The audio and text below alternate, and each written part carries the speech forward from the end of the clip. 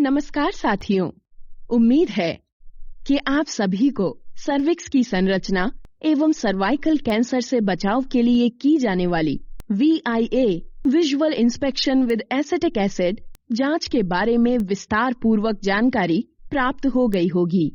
आज हम कीटाणु शोधन और इसके महत्व के बारे में जानेंगे। कीटाणु शोधन क्या है? स्वास्थ्य सेवा केंद्र में उपयोग किए जाने वाले उपकरण और अन्य वस्तुएं रोगजनक सूक्ष्म जीवों यानी पैथोजेनिक माइक्रो ऑर्गेनिजम्स के नियमित संपर्क में आती हैं।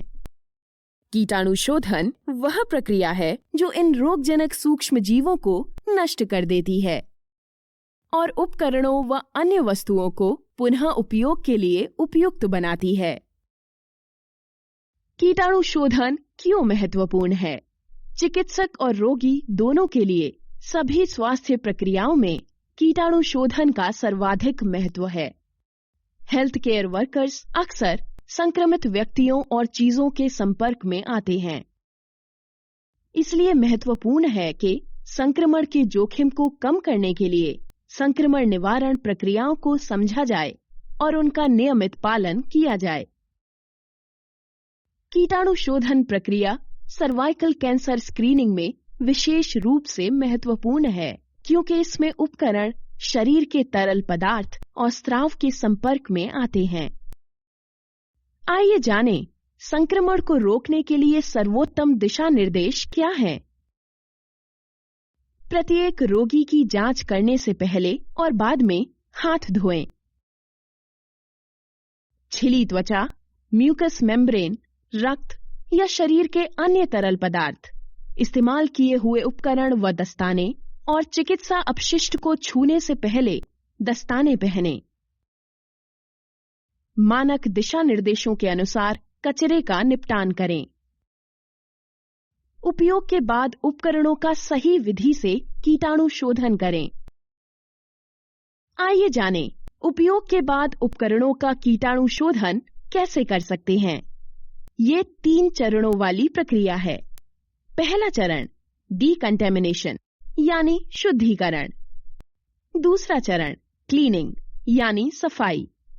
तीसरा चरण स्टेरिलाइजेशन या हाई लेवल डिसइंफेक्शन यानी उच्च स्तर कीटाणु शोधन। आइए इन तीनों चरणों के बारे में विस्तार पूर्वक जानकारी प्राप्त करें।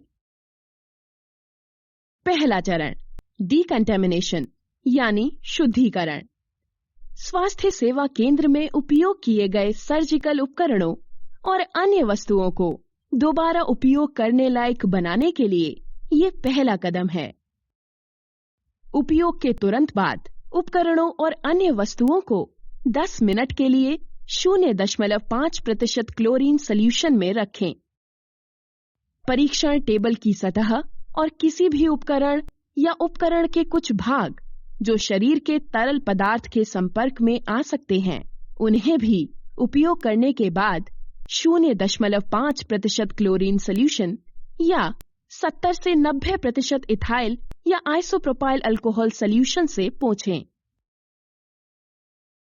दूसरा चरण क्लीनिंग यानी सफाई। इसमें ब्रश, डिटर्जेंट और पानी का उपयोग करके उपकरणों को साफ करें ताकि रक्त, शरीर के अन्य तरल पदार्थ, कार्बनिक पदार्थ यानी ऑर्गेनिक मटेरियल, टिश्यू और गंदगी को निकाला जा सके। अतिरिक्त डिटर्जेंट को हटाने के लिए उपकरणों को पानी से अच्छी तरह धोएं। सफाई करते समय दस्ताने पहनना न भूलें और सफाई करते वक्त आंखों को दूषित पानी के छिड़काव से बचाएं।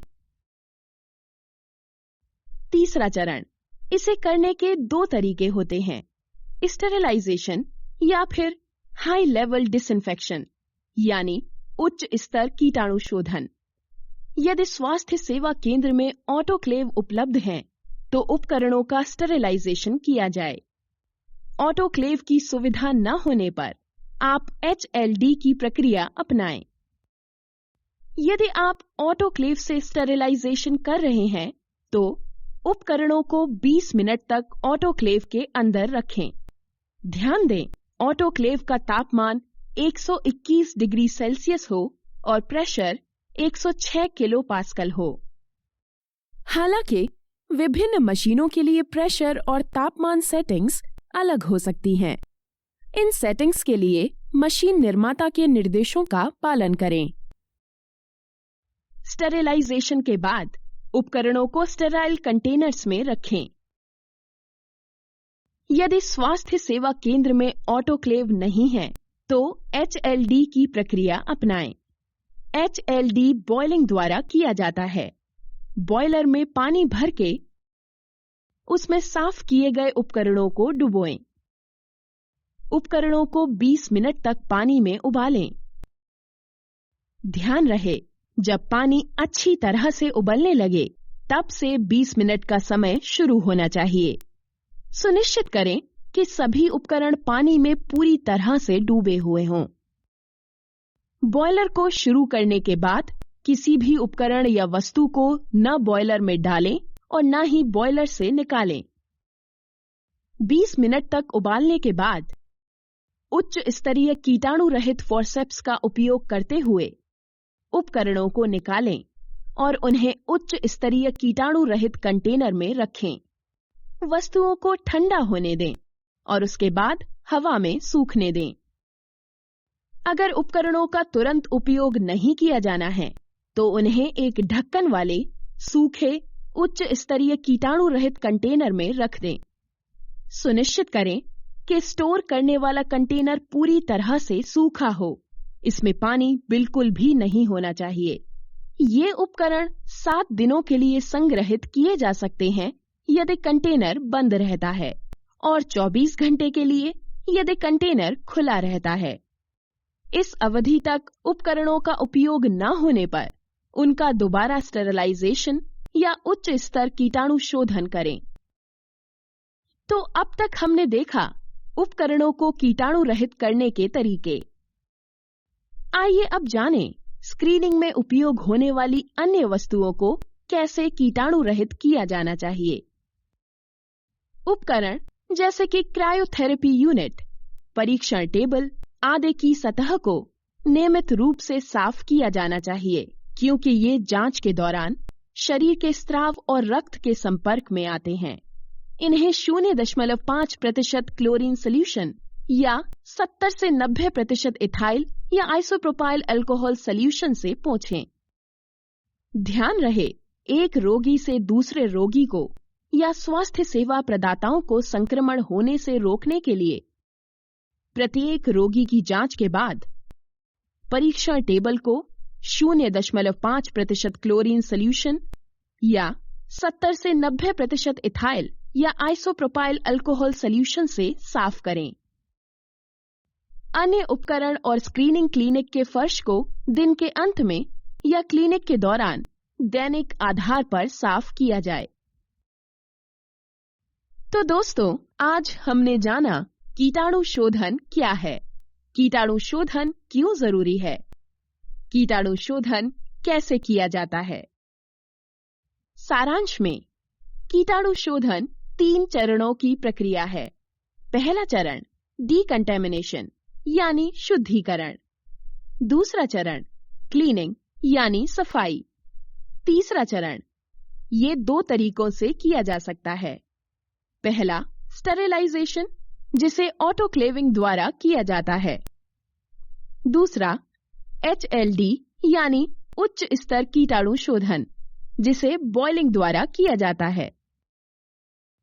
कीटाणु शोधन करने के बाद उपकरणों और अन्य वस्तुओं को दोबारा उपयोग करें या स्टोर करके रख दें। आइए देखें किस उपकरण एवं वस्तु को कीटाणु रहित करने के लिए कौन सी प्रक्रिया का इस्तेमाल करना चाहिए।